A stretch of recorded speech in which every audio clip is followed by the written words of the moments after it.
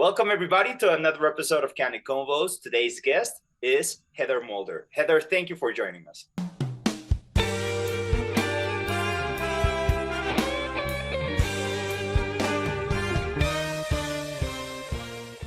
Heather, I know a little bit about your story, but I'd like for you, if possible, to introduce yourself to our audience slowly but surely, because you got a very interesting story. First, I'd like to start with, why did you want to become a lawyer? Well, this is going to age me. So I wanted to be a lawyer at the age of like 10 or 11. It started very young. And I didn't know any lawyers at the time. There were no lawyers in my family. But there was this show called The Paper Chase, of all things. And it was about people who were in law school. And for whatever reason, it fascinated me. And that's kind of was the hook. And then my mom met somebody who was in law school as I got a little bit older. And he found out I was interested and started taking me to classes with him. And then I really was hooked. And there was something about the way that lawyers like to think and negotiate and advocate that just really appealed to me at a very young age. Okay, so I'm starting to think, was this person that first approached you, I think it was your mom's friend, did he act some sort of like a mentor to you, maybe at the beginning? I mean, not really. It was just more, he was actually in the Coast Guard and doing night school for being a law student. And I think it was one of the first night programs for full-time workers to be able to become lawyers. And, you know, he found out I was interested and just said, you want to come to a few classes? And so I did. But that was really the extent of it. I did not know anybody else. And in fact, shortly thereafter, their friendship kind of ended, and I never spoke to him again. So, but it stuck, you know, and I think because I loved to negotiate, I've always been like that. Sadly, that trait has been passed down to my children. And people would tell me, you know, oh, you'd be a great lawyer just because of that. So it always stuck, but it wasn't because other people told me. It was really because I found it really interesting. I liked the law. I liked the arguments. I really loved con law, which is funny because I always thought I'd be a constitutional lawyer and I never ended up doing any of that. Then I thought I'd be a litigator, never ended up litigating. But the law fascinated me and I just always stuck with it. I don't know why, but the thought suddenly came to mind. Maybe it's the old-fashioned lawyer mentality and lawyer traditions that kind of ruining the lawyering profession, like because we amp ourselves up and you say, okay, this is the beast that I'm supposed to handle, this is what I signed up for, and then it turns out that you can do the exact same thing with a very different attitude, with a very different approach to life, or maybe even switch things up a bit and find your true path in there. And Yes. you're able to become as successful as you want to, no burnout, able to grow, able to have something that you mentioned that to me, it makes a lot of sense. Not only do you stick to your values that have such a profound impact in life, but you're also able to help other people along the way. And that's one of the things that I think most lawyers have in common. I'm not able to say every single one of them or every single one of us, but I can say every single one I've ever talked with or interviewed with, Hmm. everyone wants to help people, wants to make a difference in their lives. Oh, And yeah. the fact that that can take such a heavy toll on someone when it's such an honorable cause, like at least from my perspective. So you being able to change that mentality, because I know that's big with you. You need to have a mentality change, not necessarily even a career change or or a practice Correct. change, being able to focus on what truly matters. And that's something that I know most lawyers have in common. What would you do if you had an extra hour a day? I'd spend it with the people that I love. I'd spend it with my kids, with my family, with my friends, doing something that's different. But at the same time, the calling remains. I'm there to help people. Right. Well, and I would say if you're saying that, if you had an extra hour a day to do those things, then why aren't you creating that hour for yourself already? Because you can. And, you know, it's really interesting. You said something earlier about, you know, well, this, we get into the practice and we just start doing what everybody else is doing because this is the way it's done. And what lawyers don't realize, and I think most lawyers internally know this about themselves, but they don't realize this about everybody. And it's really detrimental not to admit this. we care a whole lot about what others think of us and how we're perceived.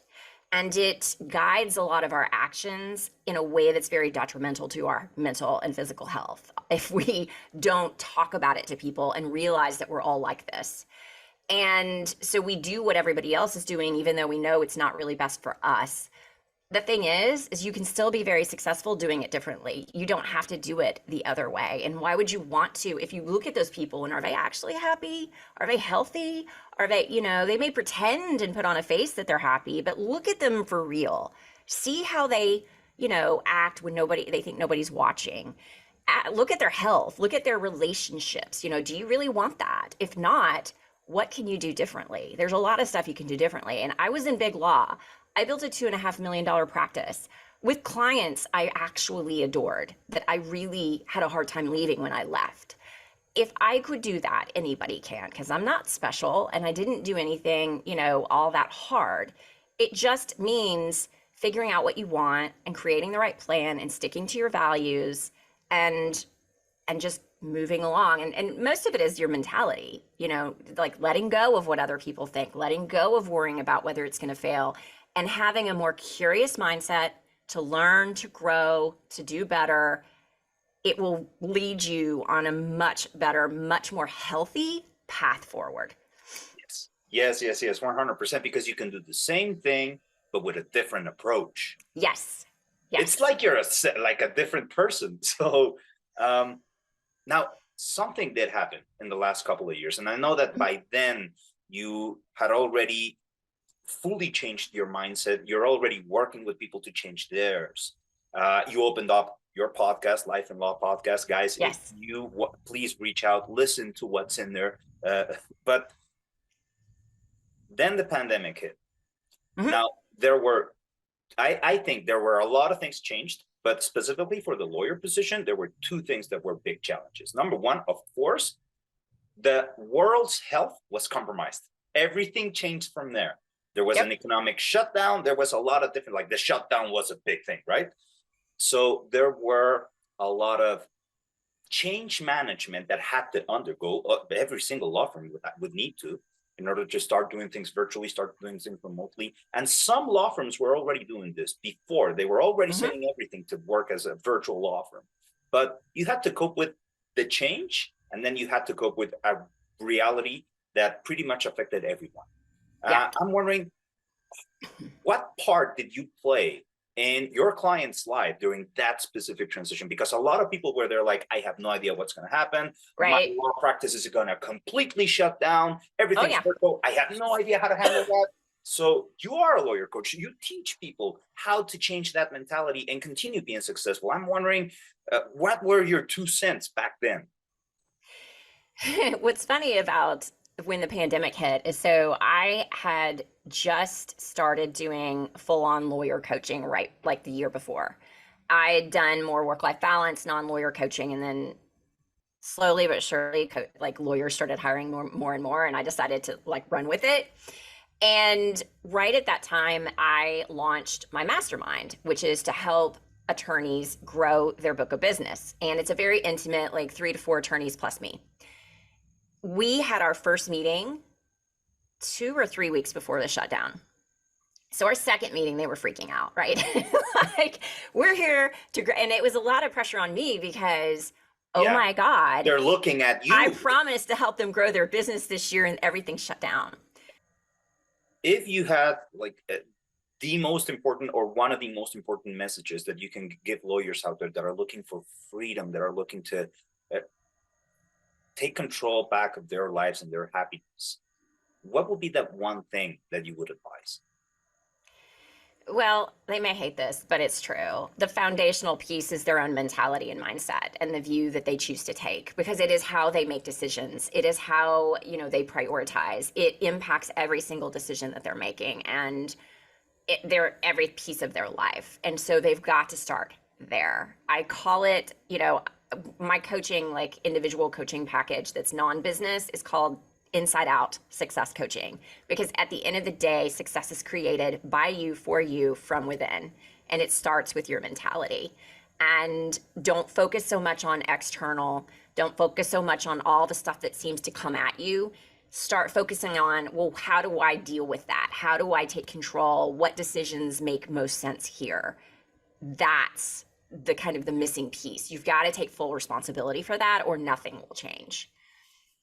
What I'm loving about this is that to me, it's also, this is like the main takeaway from this whole conversation, that mentality, because Yep. 90% of your clients still want to remain as lawyers and look to continue helping people, but just with a very different mindset. So, Yes.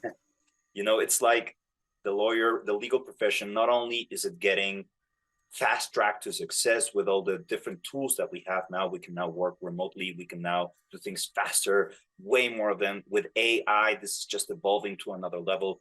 But the way that we approach things, it's like we're unlocking a new gear, and the Yep. legal profession just keeps moving forward. That makes me very, very happy.